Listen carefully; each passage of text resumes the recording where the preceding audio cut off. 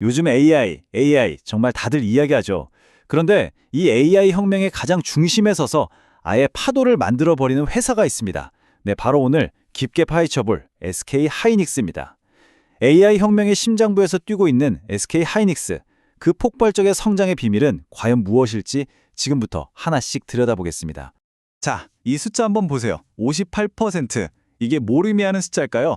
바로 SK 하이닉스의 2025년 4분기 예상 영업이익률입니다. 아니, 물건을 만들어 파는 제조업에서 100원어치를 팔아서 58원을 남긴다?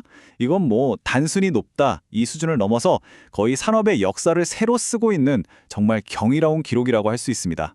아마 지금 다들 똑같은 생각하실 거예요.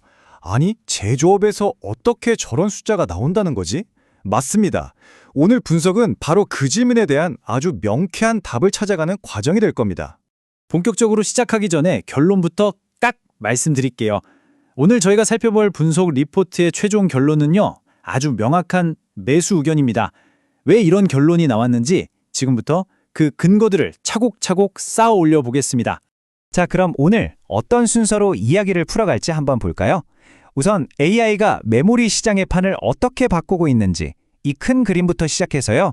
그 안에서 SK 하이닉스가 가진 독보적인 기술, 이른바 경제적 해자가 뭔지 살펴볼 거고요. 그리고 이 모든 게 숫자로 어떻게 증명되는지 확인한 다음에 당연히 리스크는 없는지 냉철하게 짚어봐야겠죠. 마지막으로 이 모든 걸 종합해서 그래서 우리는 어떻게 투자해야 하나 구체적인 전략까지 딱 정리해드리겠습니다. 자, 그럼 첫 번째 열쇠부터 풀어보겠습니다. SK 하이닉스의 모든 이야기는 바로 여기서부터 시작돼요. AI라는 거대한 흐름이 메모리 반도체라는 산업의 정의 자체를 어떻게 뿌리부터 바꾸고 있는지 말이죠. 예전에 SK 하이닉스 하면 뭐였죠? 그냥 PC나 스마트폰에 들어가는 경기를 엄청 타는 그런 범용 메모리 회사였어요. 좋았다가 나빴다가. 근데 지금은요? 완전히 다른 회사가 됐습니다. AI 인프라의 심장이라고 할 수 있는 HBM 같은 아주 비싼 고부가 가치 특수 메모리를 만드는 회사. 아예 회사의 비즈니스 모델 자체가 재정이 된 거죠. 이 그래프를 보시면 그 변화가 확 와닿으실 겁니다. 2025년 말이 되면요, 전체 D램 매출에서 HBM이 차지하는 비중이 무려 40%에 달할 거란 전망이에요. 이게 뭘 의미하냐면 그냥 많이 파는 박리담의 회사에서 하나를 팔아도 엄청난 이윤을 남기는 프리미엄 회사로 체질이 완전히 바뀌었다는 뜻입니다. 아니, 그럼 도대체 뭘로 이런 변화를 만들어낸 걸까요? 그 비장의 무기가 궁금하시죠? 자, 이제 SK 하이닉스의 압도적인 지배력의 심장부, 아무나 넘볼 수 없는 그 기술적 해자에 대해 파헤쳐 보겠습니다. 그 비밀의 이름 바로 어드밴스드 MR 무프입니다. 말이 좀 어려운데 쉽게 말해서 HBM 만들 때 쓰는 SK 하이닉스만의 독자적인 포장 기술이라고 생각하시면 돼요. D램 칩을 아파트처럼 차곡차곡 쌓아 올릴 때 이걸 아주 잘 붙이고 보호하는 기술인 거죠. 이 기술이 왜 그렇게 대단하냐면요. 일단 열을 아주 잘 빼주고요. 생산율도 높아요. 근데 진짜 핵심은 바로 수율입니다. 수율. 이게 80%에서 90%가 나온다는 건데 와, 이건 정말 엄청난 거거든요. 100개를 만들면 불량 없이 완벽한 제품이 80개, 90개가 나온다는 소리니까요. 엔비디아 같은 거대 고객사들이 왜 SK 하이닉스만 찾는지 바로 이 압도적인 수율 때문입니다. 이 기술력은 뭐 당연히 시장 지배력으로 이어집니다. 현재 HBM3와 3E 시장에서는 이미 절반 이상을 장악했고요. 더 무서운 건 다음 세대 HBM4에서는 그 격차를 더 벌려서 점유율이 무려 70%에 육박할 거라는 전망입니다. 이건 뭐 거의 독점이라고 봐야죠. 자, 지금까지 기술 얘기를 좀 해봤는데요. 그럼 이 대단한 기술이 회사 통장에는 과연 어떻게 찍히고 있을까요? 이제부턴 돈 얘기입니다. 숫자로 직접 확인해 보시죠.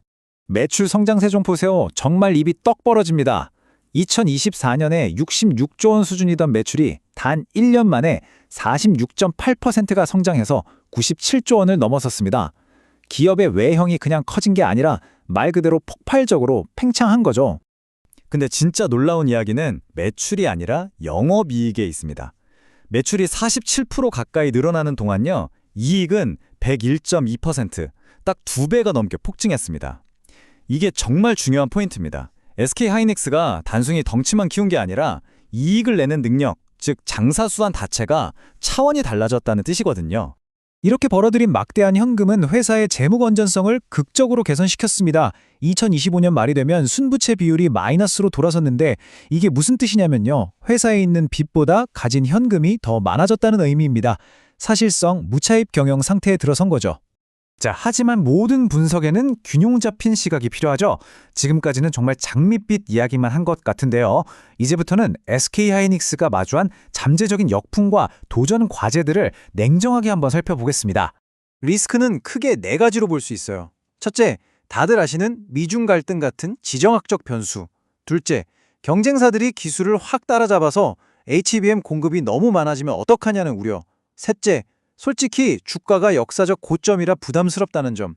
그리고 마지막으로 나중에 주식으로 바뀔 수 있는 전환사채라는 잠재적 매물 부담도 있습니다. 투자를 망설이게 하는 가장 큰 이유, 바로 이겁니다. 지금 이 파티가 영원할까? 즉, 삼성전자나 마이크론 같은 경쟁사들이 본격적으로 공급을 늘리면 HBM 가격이 떨어지면서 지금의 황금기가 끝날 수도 있다는 우려죠. 이 질문에 어떻게 답하느냐가 SK하이닉스 투자의 성패를 가를 겁니다. 자, 그럼 이 모든 분석을 종합해서 마지막으로 가장 중요한 것, 구체적인 투자 전략과 목표 주가에 대해 이야기해 보겠습니다. 이 표를 한번 보시죠. SK하이닉스의 PBR, 그러니까 주가가 자산 대비 얼마나 비싼지를 보여주는 지표가 경쟁사보다 높은 건 사실이에요. 너무 비싼 거 아니야? 할 수 있죠. 근데 그 옆에 ROE를 보셔야 합니다. 자기 돈으로 얼마나 돈을 잘 버는지를 나타내는 수치인데 이게 44.4%? 경쟁사들과는 아예 레벨이 다릅니다.